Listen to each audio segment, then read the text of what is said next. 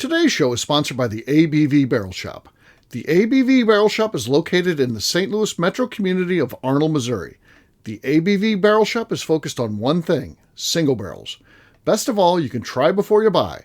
Head over to abvbarrelshop.com to sign up for their email and text distribution so you know what they have in stock, what classes are coming up, and who from the industry may be coming in to visit. The ABV Barrel Shop. It's where single barrels live. We are also sponsored by the Bar to Go. The Bar to Go offers traveling minibars that are no bigger than a small purse or toiletry bag. Best of all, they are fully customizable so you can create the perfect piece that is unique for you. If you own your own business, what a fun and unique way to promote what you do. Check them out online at thebartogo.com. That is the number 2 in the Bar to Go. If you have wholesale questions, call my friend Isabel Clark at 504-481-1297. Finally, we are sponsored by the Neely Family Distillery. NFD is a family-owned business that keeps ringing up awards in the spirits world. Head to Sparta, Kentucky to experience the family history, award-winning spirits, and meet the Neely family. Check them out online at neelyfamilydistillery.com. Now, on to the show. Colonel Steve here. We are closing out this vacation. We'll be back with an original show tomorrow. It'll be a fun one. We'll be mailing it in. You know, those are always favorites, but we mail it in before we go on vacation when we come back, and it'll be one of those shows. So who knows what's going to happen tomorrow. But for today, we know what's going to happen, and that's going to be we're going to be rating Adam Stumpf's Bourbon Collection. This show is from 2019, so enjoy it, and we'll see you with some original programming tomorrow. Let's drink!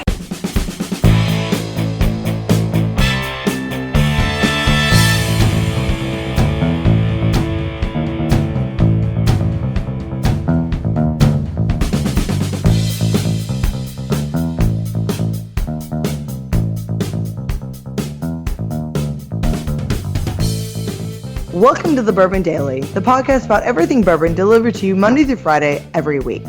Today on the show, we rate the bourbon collection of our friend, Adam Stumpf. My name is Miss Becca Sue. Please join me in welcoming my co-host, Steve Agley, along with our special guests, Adam Stumpf, Dana the Dreamer 6, and Jeff Lundstrom. Hey, gang, what's up? Howdy. Hey, everybody. So, yeah, we've got a fun show today. We're going to be taking a look at Adam Stumpf's Bourbon Collection, and we'll be assigning a score to it. It'll become part of Bourbon Daily History as we put them out on our website with his score stacked up against everyone else. These are always fun. Oddly, there's a lot of stuff that happens with these shows. Number one, they get screwed up for some reason, more so than anything. It seems so simple to me, but they get screwed up a lot. Always. Yeah, and then the other thing... Because you exclude me from some of them, and I should be on every single show. Yeah, you definitely keep... you rule with an iron fist on these, which is good. Yeah. And then the other thing that is interesting about these shows that sometimes goes wrong, and I forgot what I was going to say. I don't know. So... no one knows how to score, Steve. No one knows how to score. That's a problem. That's a no problem. No one knows how to score. I'm not on them, and those are the two biggest issues. Okay. Yeah. That's the What about the entries? Aren't the entries a little off sometimes? And sometimes you're rating books. Yeah. You never know. Bottles. Or sample bottles. If we're going to enter sample bottles, I've got some George C. Stagg, and I got some 17-year Eagle Rare. Is that fine, Steve? Those work? Oh, they don't. In his defense, in Bo's defense, those were not just sample bottles. Those were gifts from St. Louis's own. No. With his handwritten. Handwritten. Hand on. Yeah. Handwritten labels. I would cherish those. No. I would give Max points for those. Yeah. Jeff, stop. So as you can see, yeah, we've had some troubles before. We have Steve, these shows. Can we kick Jeff off the show? No. People like Jeff. He's good. He's a good guy. Yeah. It would be sad. I can't believe how much Jackie Zykan was talking about you at this event that we just did. So we did one of our Bourbon Drinker Club events, and she's like, "How's Jeff from Iowa?" I'm like, "Iowa's newest bourbon fan." Yeah, him. Well, he's doing good. Thanks for asking. Yeah. That's awesome. Hey, Steve. Yes. Who asked about me? Well, everybody talks about you, but not Jackie, but the rest of the You're crew. saying no one asked about me. No, Yeah, everyone asked about you. Are you kidding? No, it's fine. No, I tell you what. No, Steve, it's fine. Here. I don't know if you saw this or not. Here's the deal. Did you see Heidi's outfit on Friday night I saw those hot pants. Yeah, she wore hot pants, Miss Becca Sue hot pants. So yeah, believe me, you're talked about plenty at this stuff. Only, but not really. Oh yeah, really, you are. Yes. All it is anyone that doesn't know this, you can appreciate now that everyone is wearing hot pants because I wore them at the New Orleans Bourbon Festival. You're welcome. But no one knows that I started that. You started that, yeah. Well. Yeah, that was because of me, just so everyone knows. Again, you're welcome. I got to get on that train. Yeah, get some hot pants. Yeah, if Jeff Lundstrom doesn't wear hot pants, then I ain't going. Heidi got some in there, like, she got smalls, and she's like, I need even smaller ones. So then she got a second pair of extra smalls for the next night, so, yeah. Yeah, no, and again, you're welcome. Yeah. So, Jeff, you said there's something you wanted to talk about. Besides hot pants, what do you want to talk about? My new interest in hot pants. Yeah.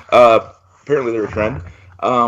Okay, so I was doing some like minor home well, actually it's pretty major, but the thing that I was doing to get to the point where I was at was pretty minor.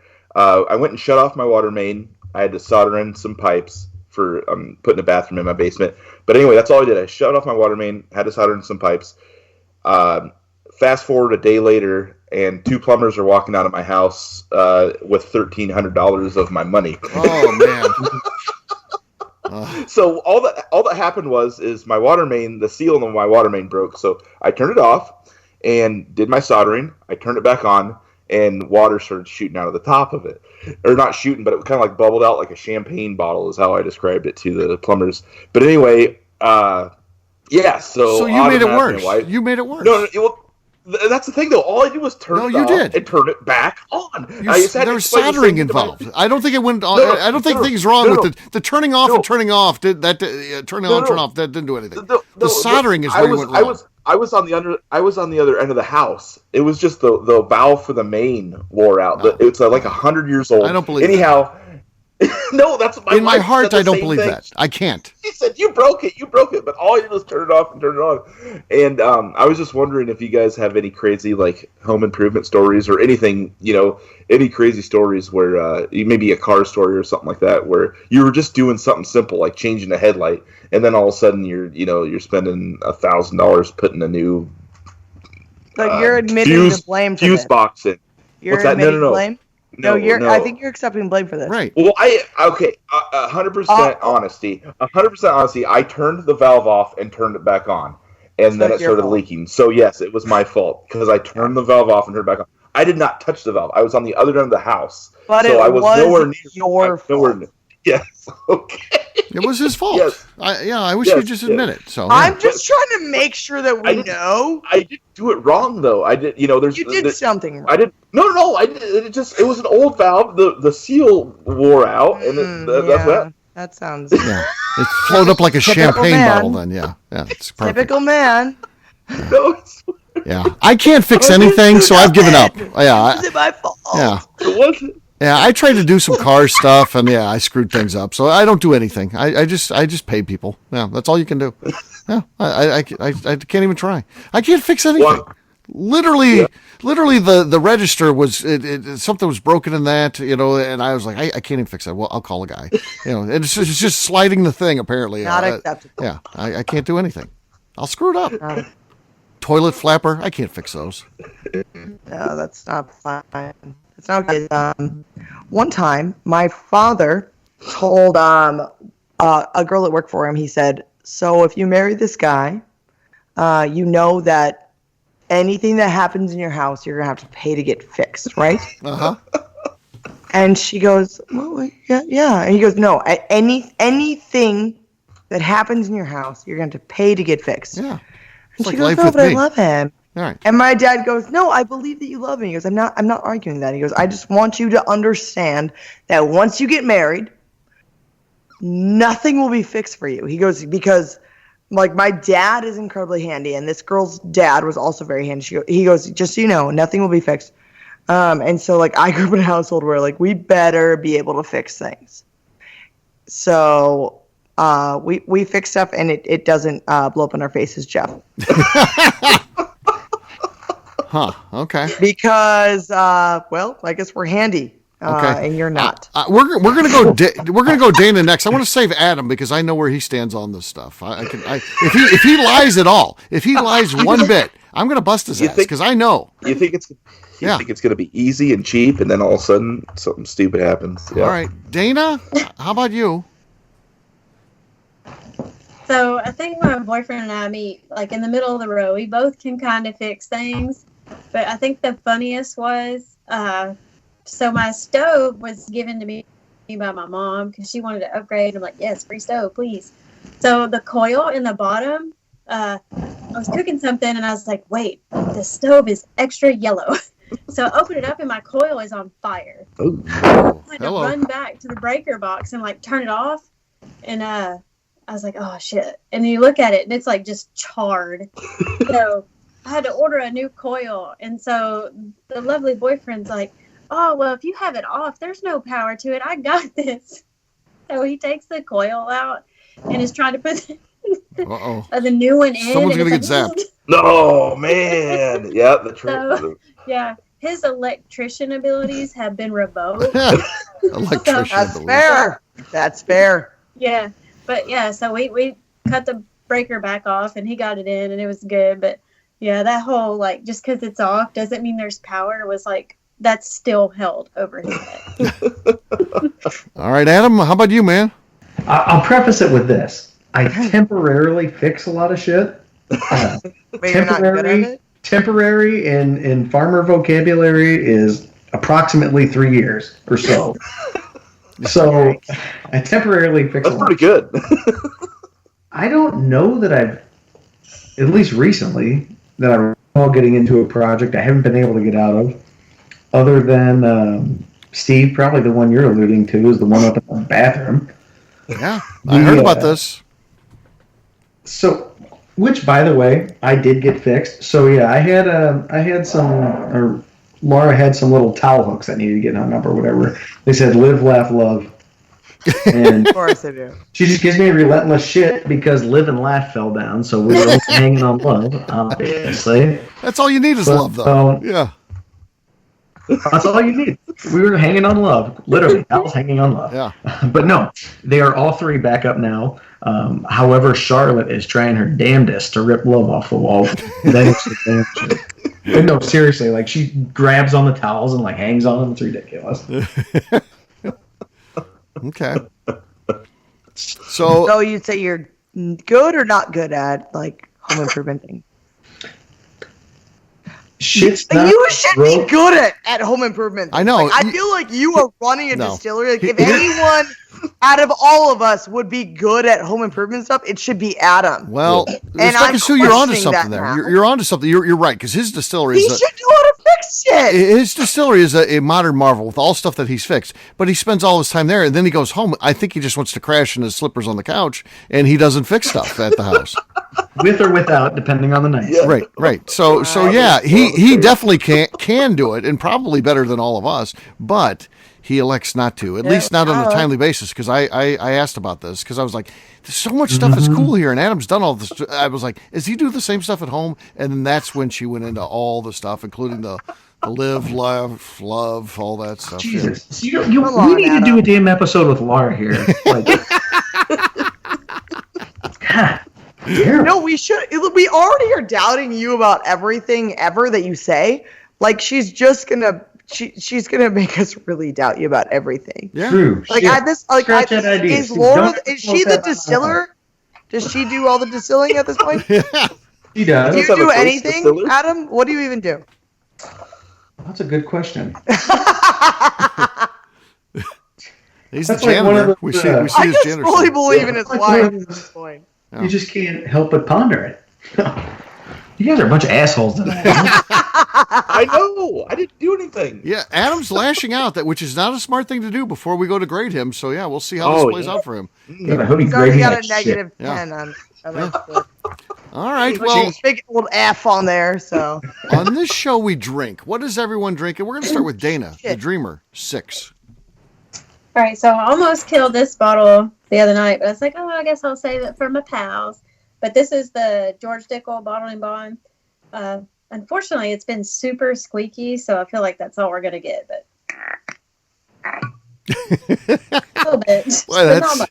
that's didn't even sound squeaky. That sounded like, yeah, I don't know what it was. Not good. It was not good. I felt like someone said Dana was saying, "Pull my finger." And somebody was. It didn't sound squeaky. It sounded gassy. Yeah, it did sound gassy. All right, It's a real. Jeff, what do you got there, man? Let's see here. What do I have? I've got some. I ordered some Little Book Chapter 3. Yeah. And whenever I order one bottle, I got to order two because that way I can justify the shipping somehow. So Right. I got a bottle of Old Bullet 12-year rye Okay. with that. So we're gonna try this out. Oh, that was good, my friend. That was really good. Thank you. Yeah. All right. That's going to be tough to beat. Adam, can you beat that? Probably not. But, based on a decision passed down by this panel of bourbon experts, I have chosen to go with Old Forester 1920. Okay. Okay. Fair. It's weird that he did that because look what I've got too. Old Forester 1920. So here we go. Yeah, not as good as Adam's even. So Jeff's still our leader, but Yeah, Miss that's- Becca's yeah. too still has to go. So I'm gonna go with some Maker's Mark. Some of this limited release stuff. I've got some RC6. Oh, wow. Congrats. Okay. All right. Not good enough Not to bad. beat. Not Bad, but not bad. good enough. Not quite good enough. Congratulations to Jeff Lundstrom, our episode champion. Oh, wow. Cheers, gang.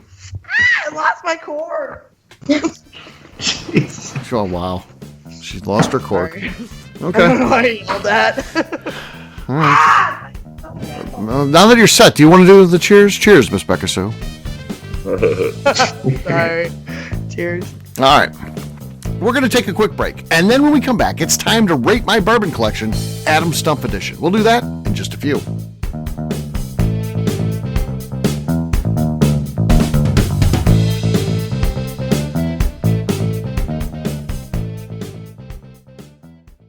Okay, let's talk about the people that make these shows happen. First up is the Stave and Thief Society. Via their in-person class at Moonshine University in Louisville, Kentucky, the Stave and Thief Society is the place where you, a bourbon enthusiast, can expand your knowledge and emerge an executive bourbon steward. In 2017, I completed my executive bourbon steward certification. It's the most comprehensive bourbon certification available and connects you with an expansive network of bourbon enthusiasts and professionals. Check out the full listing of in-person and online certifications and join the society today by enrolling at staveandthief.com. Speaking of executive bourbon steward certification, the ABV Barrel Shop in St. Louis, Missouri has developed a unique partnership with the Stave and Thief Society to offer a preparatory class to assist you in getting your executive bourbon steward certification. This prep class costs only $25 and is available to take live or online via Zoom. Graduates of our class receive a coupon code good for 15% off your executive bourbon steward certification held in Louisville, Kentucky. This saves you almost $90. Additionally, you can collaborate with fellow attendees to split travel costs when you go to Louisville. If you're interested in signing up for the class, simply head over to abvbarrelshop.com and check out the classes and events page. Last but not least, we are sponsored by Neely Family Distillery. Royce Neely is the 11th generation distiller in one of America's oldest distilling families. A visit to Neely Family Distillery takes you through family history, where you can see all the artifacts and newspaper clippings through the years from this family that started distilling in America after James Neely arrived from Northern Ireland in 1740. Today, Royce Neely and his team are crafting some of the best spirits in America. Their bourbon and absinthe offerings keep winning top honors in the spirits competitions. Recently, their absinthe made history as the first platinum winner in the absinthe category at the San Francisco Spirits Competition. Neely Family Distillery is definitely a bucket list destination if you are a bourbon fan. Learn more about their spirit offerings, visiting their facility, and the awards they have collected over at NeelyFamilyDistillery.com. And now, back to the show.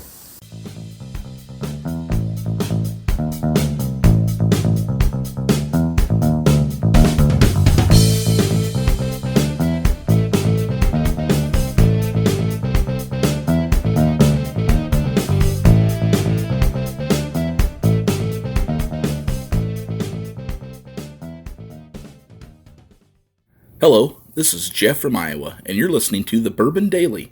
Welcome back to the Bourbon Daily. Today we're rating Adam Stumpf's Bourbon.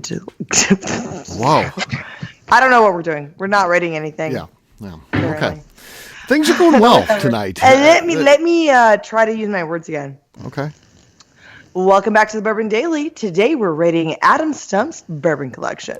Yes, we are. So the idea here is to rate Mr. Stumpf's collection. He's going to select 10 bottles that he feels represents his collection as a whole. Now, that doesn't mean he's only got 10 bottles in his collection. That means we're going to rate this based on the 10 bottles he presents to us. We'll be rating him on a 100-point scale. So, and with 0 being if we think it's terrible, 100 being if it is perfection. So that's going to be what we're going to be doing. Adam, you'll be presenting it first, then we'll score you individually. So we'll kick it off now with you. Bottle number 1. Lovely. So I picked bottles, so I guess I should preface it with I did not put a single bottle of our stuff in here, just because you should assume that I drink it all the time anyway, I guess. I don't know.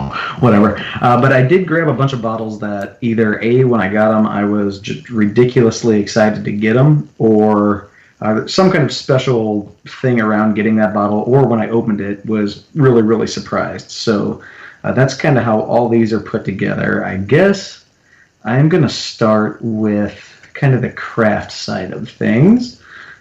This one here probably won't surprise you, but I have got a wheated bourbon from our friend Royce Neely.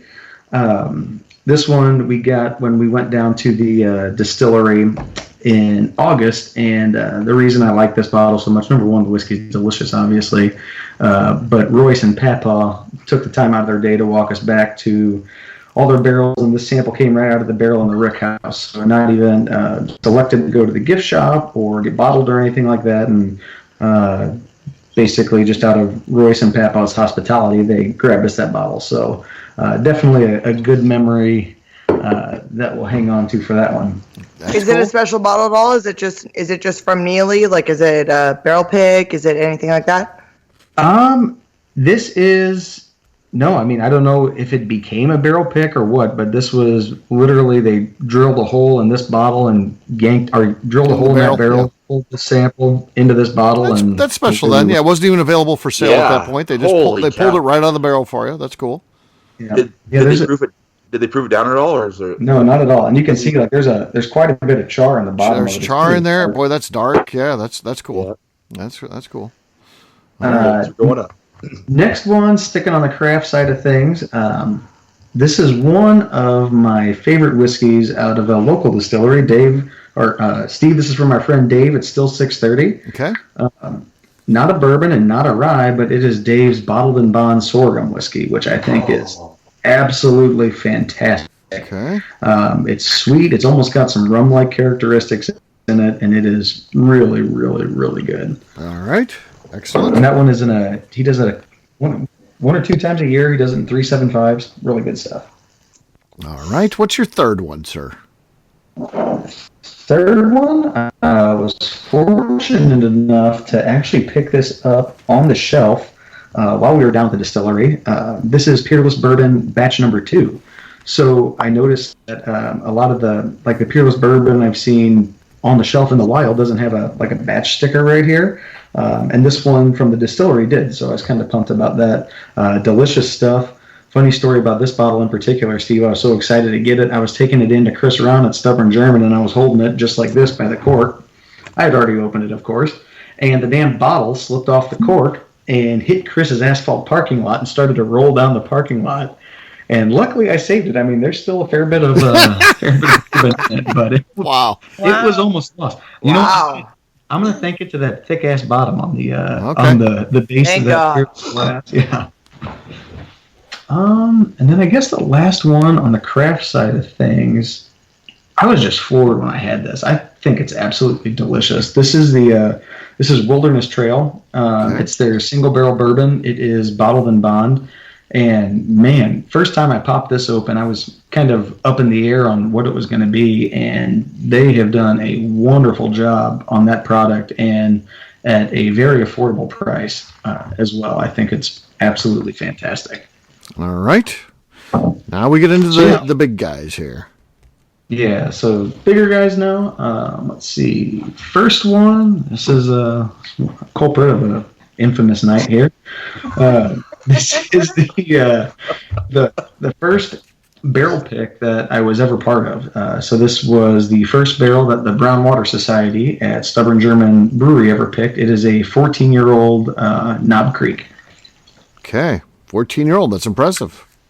Yeah, it was a good one. Really good. Okay. Let's see.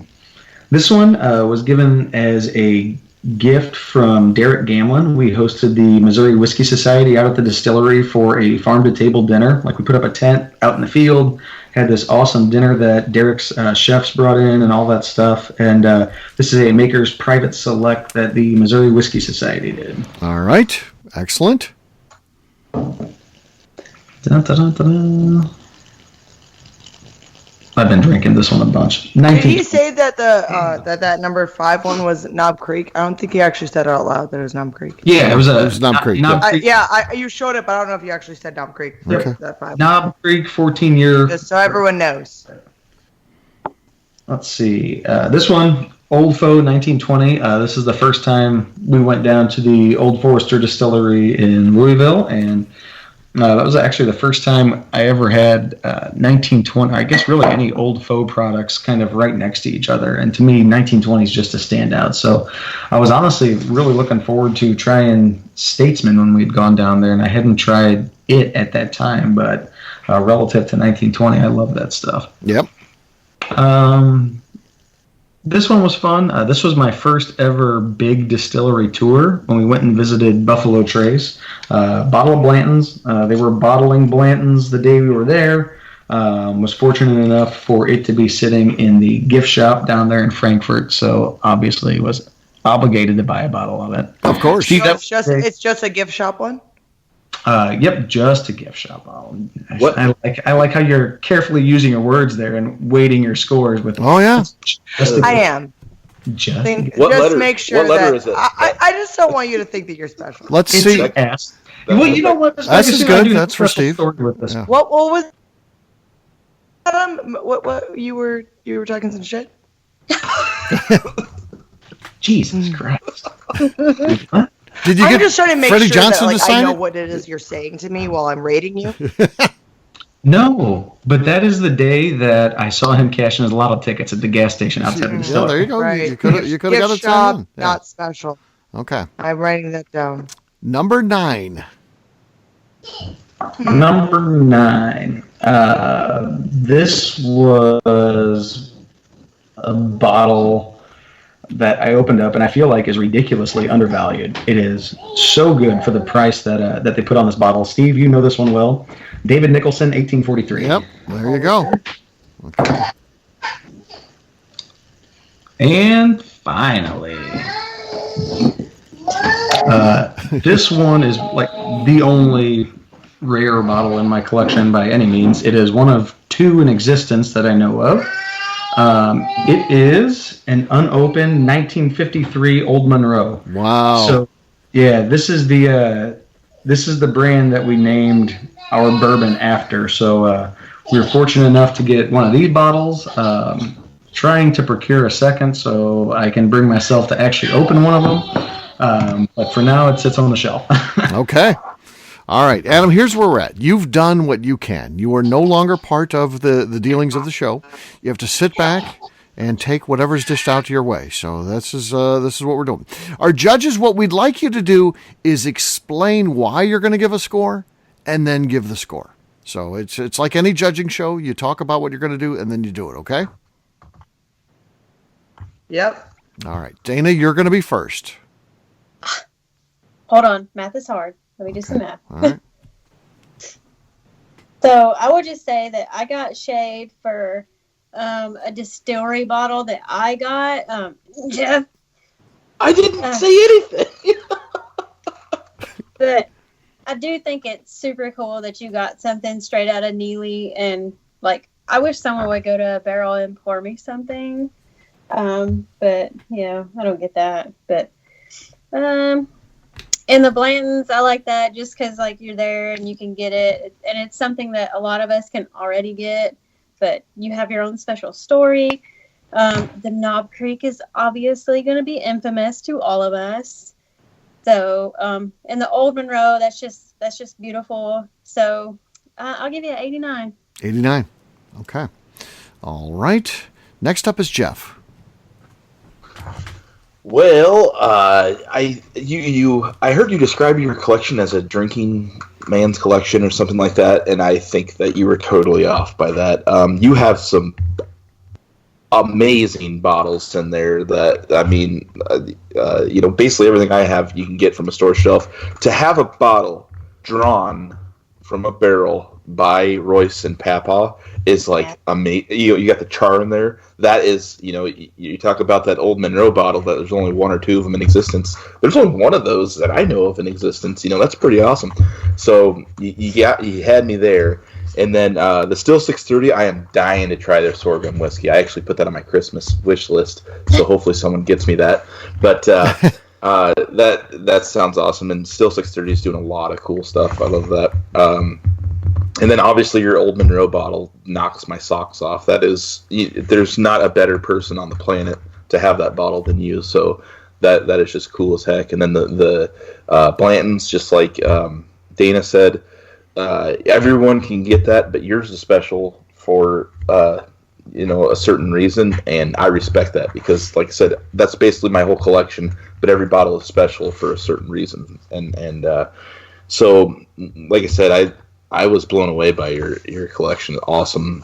My jaw just kept dropping. The only thing, 1920 is not very rare, just like we talked about before. So I'm not going to give you like a super high score, but I'm going to go with 91. 91. Okay. Yep. All right, Miss Becca Sue. Well, okay, so 62. I gave you. I didn't give you. I gave you a negative 98. Because I don't Wow. like you. I'm just kidding. I'm joking. So higher scores. The Neely stuff, like, I love that. Like, you guys are friends. But regardless of that, you guys being friends shouldn't make me go, well, they're friends, so it's like just an okay score. Like that. I'm friends with Royce, but I don't get anything, but also like I don't live down there, but anything. But regardless, like that gives you a higher score. Like you get some good stuff from Royce, and that's great. So like Neely, you got to get a better score for that. The Peerless number 2 pick, like you have that on there, like that's great. Wilderness Trail, like honestly, what held your score high was all the craft stuff. And then all like Knob Creek, Maker's Mark, whatever. Like those are all great. But I'm not like, oh, I'm going to give him a great score for that. The Old Monroe, that one, I gave you 100% on that. Oh, Yeah. Thank you. Because I score you. I don't know if anyone knows this, but I score you by each bottle you do. Maybe not. No one knows how to do this, but I give you a percentage point for every single thing that you do, and then that's why I have a weird point whatever. But I give you 100% on that because like that one's like that's nuts to me. So I give you 100% on that one, but regardless of that, you still only got an 89.1. 89.1. Which is a great score, I think. I think that's a good score, personally, but I will take it. maybe people want to argue about that, but So what I will say is the following. I thought it was, well, first of all, the Old Monroe does blow me away. So that one's amazing for sure. So big time kudos on that. That's going to get you some points for sure. The Neely thing is cool. The personal connection of being buddies. I love that. You're buddies with Dave too. You've got something from him represented there. The fact that you brought things back from the trail visiting. That's cool. Again, personal connection to that. A couple of barrel picks and 1920s in there, and that's I guess somewhat questionable, but I think it's one of your favorites. So the fact that you have one of your favorites in there, I don't think there's anything wrong with that at all. So I think you did a good job here. I gave you an 87. and 87. So that means Fill the whole score out, Steve. Thanks. Thank you very much. Fuck you too. that's a B plus. That's a good score. So, frankly, like it is. people get mad when they don't have an A plus plus, but like an 87, that's a good fucking score. That's a good score. Oh yeah. Absolutely. That brings up the other thing. Remember when I forgot what my train of thought before? The other thing that's controversial is the scoring. People will tell me you scored too high on this stuff. So I try to People be fair. get so mad. I try to. Yeah. They always This say is Miss a Becca fair Sue and I do a score. good job. So yeah. Just so everyone else else. knows, like no one else should even be considered on this. I'm It should just be sorry, us Dana and Jeff, but it should really just be me and Steve because we are the most fair scorers on this, and everyone else. I will should say just this, leave. Jeff, you get tossed out. High score goes. You're 91. That's gone. The low score was me, 87. Whew, that's gone. So now it comes down to Dana the Dreamer 6 gave you an 89. Miss Becca Sue gave you an 89.1. That means your final score is 89.05. That ain't bad. That's not bad. That's science. That's not bad. You're welcome, Yeah. Adam. Yeah, so that's Thank where you are, you. my friend. Thank So you. that's pretty good. So I like And it. the best news you can have is that you've made it into my notebook of that's the score? best news for sure. this is okay. You maybe have made it onto the actual network On the website, yeah. It's onto on the webpage in perpetuity, but as we say. The most solid news that you can have right now is that you made it into my notebook of all these. Fair enough. And this is way better than anything else because this is real and it's actual. And Steve is wrong for the next part. So Okay. So you're on the website now, and you're in the notebook, and there you go. Beautiful. Yep. this is my little black book. Is just bourbon scores. Bourbon scores. Yeah. Wow, that's very actually sad. Now that I said that out loud. Yeah. No, someday, super like 100 years from now, your ancestors will dig that up. It'll be, rating Adam Stumpf. I was hoping one day you'd 89.1. say, one day someone will like you, but Yeah, not because me. People like you. You're crazy. All right. So many people like you. Yeah. We'll wrap. I this have a one- story for you next time, Steve, and you will laugh Okay. Off-air stuff. about the It's, people liking me. yeah, that'll be off air. All right. Jeff, we'll start with you, man. Where can people find you? you can find me on Instagram at NeverNotNeat and Twitter at the same handle. All right. Dana, the Dreamer 6. You can find me on Instagram as Dana the Dreamer 6 or on Twitter as Whiskey Girl Dana. All right. Adam. You can find us on Facebook and Instagram at Stumpy Spirits or stumpyspirits.com. All right. Miss Becca Sue. You can find me on Tinder at Rebecca, and you can find me on... Oh, wow. It's a joke. You can find me on Twitter and on Instagram at Miss Becca Sue, 1K, no C's. All right. For me, I'm an easy guy to find. I'm at Steve Akeley on Twitter, Instagram, or Facebook. I've got a website, steveakeley.com. We've also got a company website. That's abvnetwork.com. Check that thing out. Everything that we do is out there. Our blogs are out there, our old shows, pretty much anything that we do. Movie information, TV, quick bourbon notes. It's all out there at abvnetwork.com. Miss Becca Sue, anything else to say before we get out of here? I'd just like to remind the audience to please give us a 5-star review. That includes comments. It helps new people find the show, which is very important to us. If you like what we're doing, we ask that you please visit our Patreon page at patreon.com/the ABV Network. All right. Great job today. Congratulations, Adam, on a fine score. And for our audience, we'll have a brand new show for you tomorrow. Looking forward to that. Until then, take care, everybody. See you. Bye. Bye. See you later. Peace.